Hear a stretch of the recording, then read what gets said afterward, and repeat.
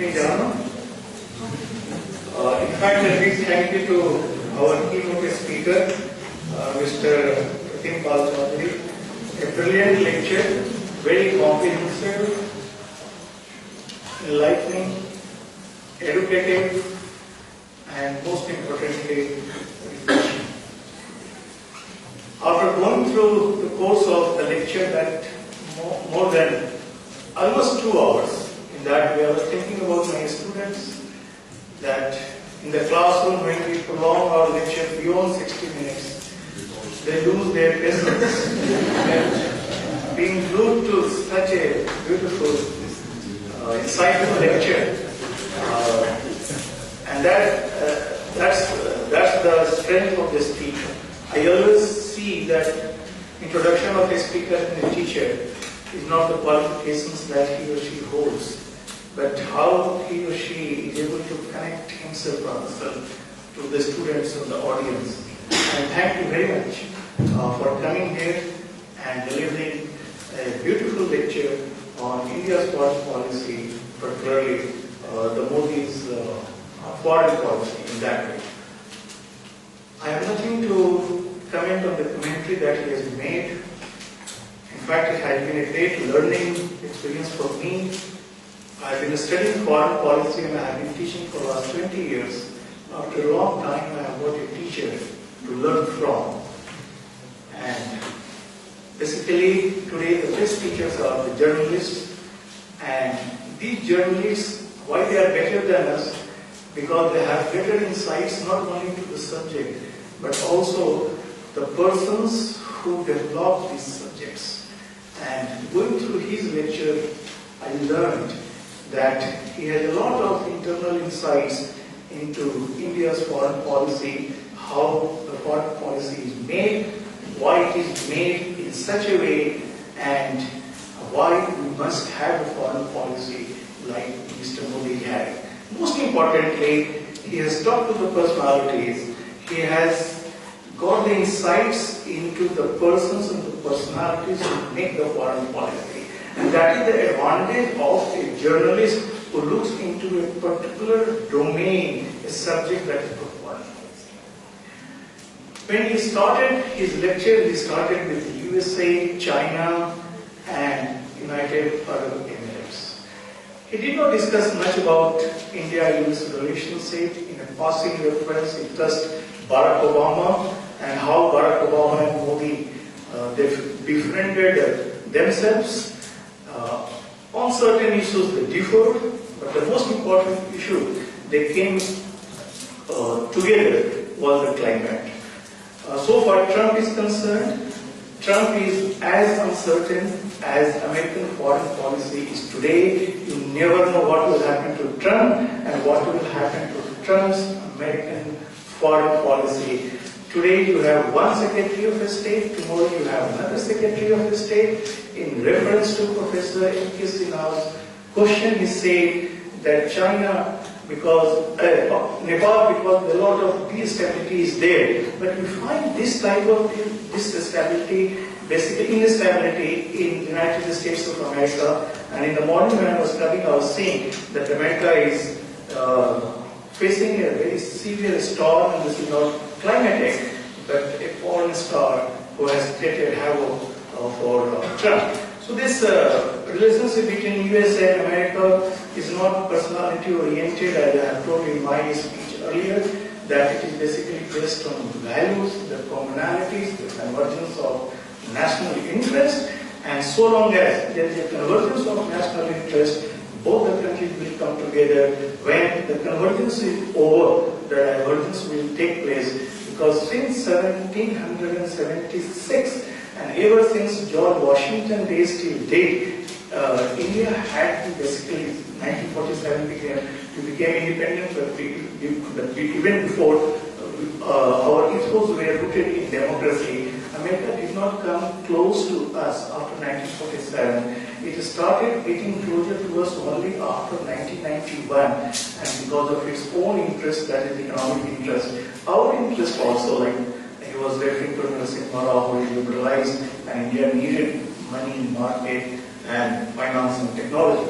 Very interesting thing, which we took a lot of time to dwell upon, is emergence of India-Japan relationship. I will not touch how Japan is helping us to connect within and connect ourselves within and with other countries, particularly the neighboring countries, through waterways, highways, and basically the information way also. But most important contribution of Modi so far, India's foreign policy has been that winning the heart and mind of the leaders of Japan, his personal rapport. And that's why Modi's doctrine is basically based on the personal diplomacy. I was reading Shyam Saran, as you know, Foreign Secretary now with the CPR yesterday in Indian Express, and he said that Modi's foreign policy is basically the personal diplomacy that he has brought in having rapport with the world leaders. And Japan has departed from one very conventional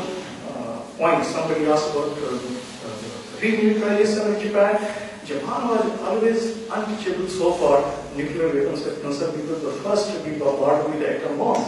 And Japan gave concession to Modi that even if you have not been signatory of NPT and CTBT, there is no problem. We will go ahead with civil nuclear deal, and we are going to support you for NSG and all that. So that is the greatest achievement so far India and Japan are concerned. And how Modi has befriended these world leaders, particularly Shinzo Abe, is a personal touch. He brings Shinzo Abe, he goes to Banaras, Ganga Aarti, this whole diplomacy, that is the culture. He brings hard power diplomacy with soft power elements in it, whether it is economic, whether it is cultural, whether it is value oriented, and all that. When he talks about UAE, that's an excellent point. He talks about that nobody would expect it that Modi, who is a right-wing prime minister, who is BBC says a Hindu fundamentalist party, but he has been able to strike a balance both between Israel and West Asian countries. And he's not the first to do so, I must tell you. It was Atal Bihari Vajpayee. When he became, and that time he was the member of Jansan, that time BJP was not there, Janata period 1977-79. It was Atal Bihari Vajpayee who demystified the myth that if BJP comes, India's foreign policy or India's relations with West Asian Islamic country will deteriorate. The relationship between India and the West Asian countries, the Muslim countries, had been the best during the non-communist governments and under Vajpayee and under Modi. It's a different thing that he goes to Israel first, he lands in Tel Aviv first before going to Ramallah. There has a demonstration against him in India. He goes to UAE, again he goes to Ramallah, then he goes to UAE and all that. And most important concession that UAE gave, apart from remittances, so I don't know that I'll touch it, the culture. They allowed India to have a Shiva temple. So they are not only Sunnis and Shias and all that, we have Lord Shiva also there in Islamic country. And that is the greatest achievement what Modi has been able to achieve in connecting Hindus and the Muslims abroad, that he is failing at home. Two things and then we'll wind up, that Modi's another very important contribution that he has touched upon is the small power diplomacy. And he knows where the vacuum lies. After the disintegration of the Soviet Union, America being not very certain after Barack Obama, and China putting focus on some countries for its own goal and objectives, and Modi has done it, constructing India's relationship, reinventing relationship with these small nations, that is the Micronesian nations, whether they are in Pacific Oceans or whether they are in the Indian Ocean. He goes to Mongolia, first prime minister, 50 years, he goes to Mongolia. And then he calls all the African nations as a part of the Solar Alliance of Africa, Asia, Africa. And Mr. Chaudhary has done excellent work for 12 years. He was telling that he was in Africa, he knows Africa much more than I know. And as a result of that, you see that today rapport between India and the smaller nations is much, much bigger in that way, and he's able to have the bargain with the big powers, what you call it, India and all that. thing I'll tell you. Why India is accepted, why China or Chinese power, as our VC was talking about, that it is basically an aggressive expansionist power. Where you look at China vis-a-vis India and all that, and where India is having advantage, democracy is fine, functioning democracy, for example, and not that. Most important is that India has been able to manage its multi-ethnic, multicultural, multilingual society for more than 70 years. And here I really remember one of the best words on foreign policy so far. So many have come and so many have gone, so many will come again. But the best word to my mind on India's foreign policy is that of A. Appadurai, the founder of where we studied at the School of International Studies. And the name of the book is The Domestic Roots of India's Foreign Policy. And as VC was telling, that unless and until you have the strong domestic roots, your behavior, external behavior will not be that powerful and will not be effective. So if you look at China, it's okay, it's expanding. It is encircling India also for the history and all that it is happening. But you see, the rise of anti-Chinese feelings also that Mr. Chaudhary, he really beautifully explains the limits to Chinese power. And why there is a limit to Chinese power as has been the limit to the American power, because both the countries, the USA and China, they suffer from one syndrome, and that is the syndrome of arrogance of power. India does not have that syndrome of arrogance of power.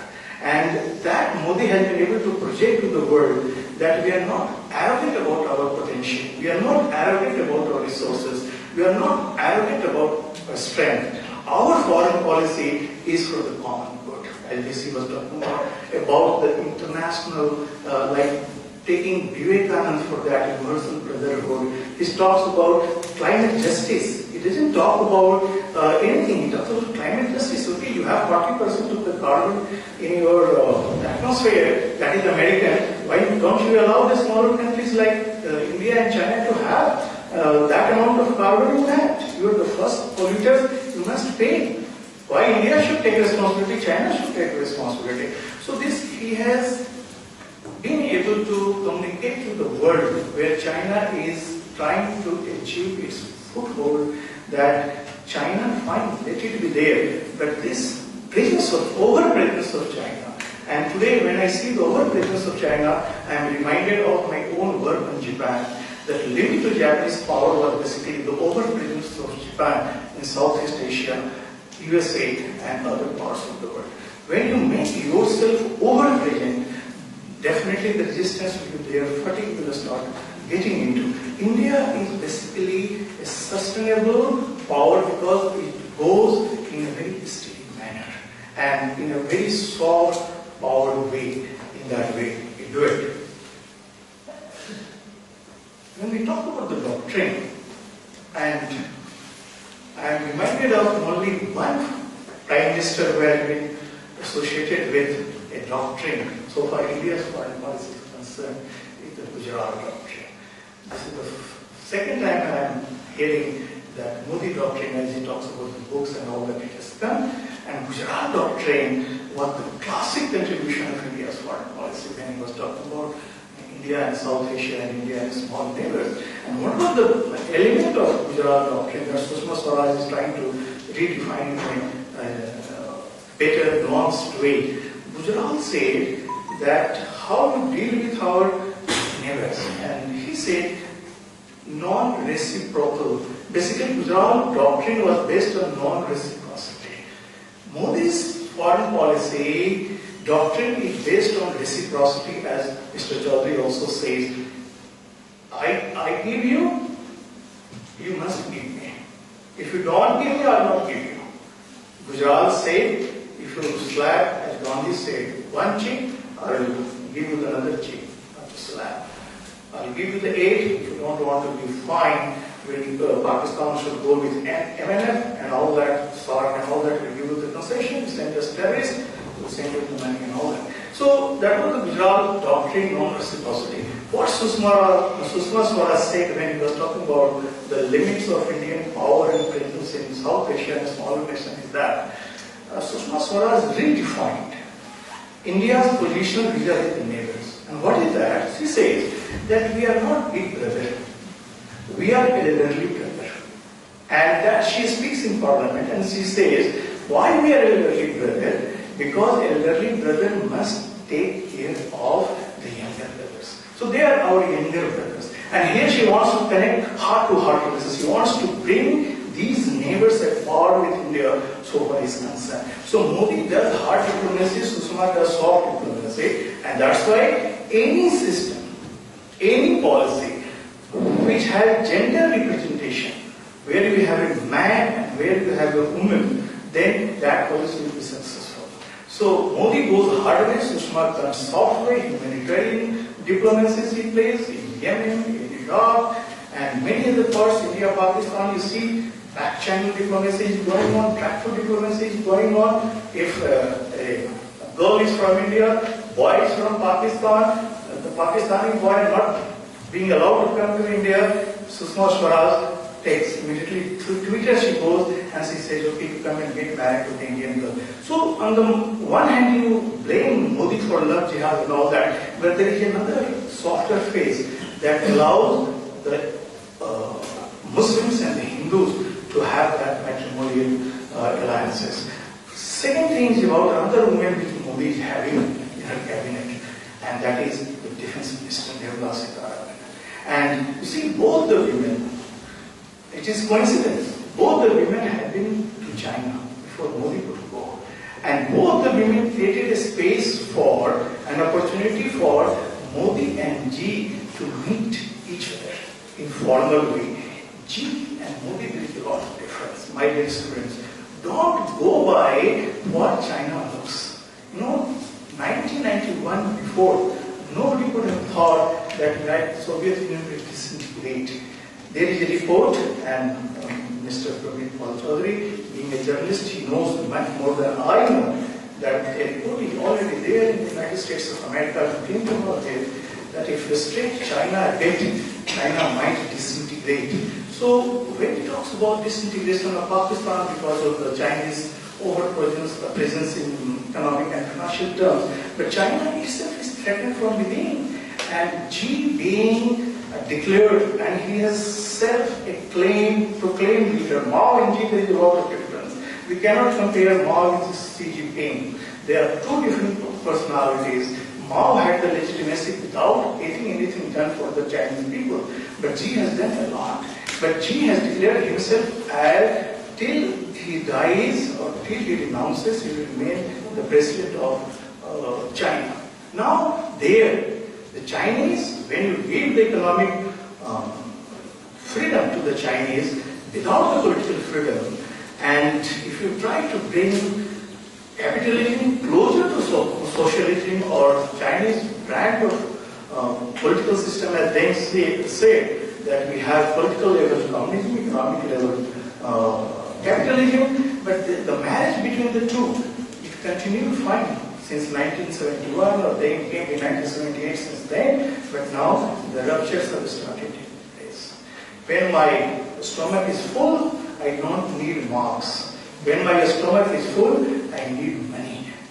Money is there, I need freedom. Chinese are asking for freedom. And the world is watching.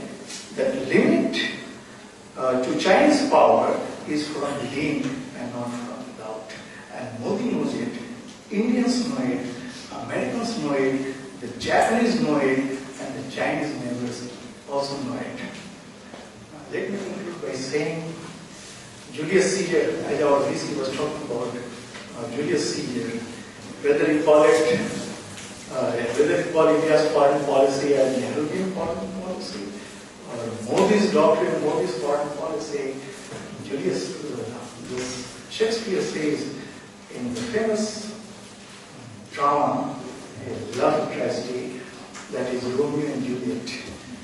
And the famous statement is, what is his name? A rose will smell as good, even if you call it by any other name. And then the author said, that I am not bothered about the color of the cat, so long as it catches mice, that cat I want. And India's foreign policy, whether it is Nehru, whether it is Modi, so long as it serves its national interest, both board and subsidiary, as James Rosen said, I think everybody will be, personality doesn't matter. Definitely we need shape and direction, but what matters is that whether these personalities have been able to carry forward, take forward the values. I'm very much thankful to Mr. Praveen Pal Chaudhary, particularly to Ananta Center, and particularly to the Tatas. Tatas we know only for the salt, the motors and all that, but Tata is also helping us to know more about foreign policy. So we must be grateful to Tata also. It was happening in America, it has started happening in India. That shows that how one has become small in the age of globalization.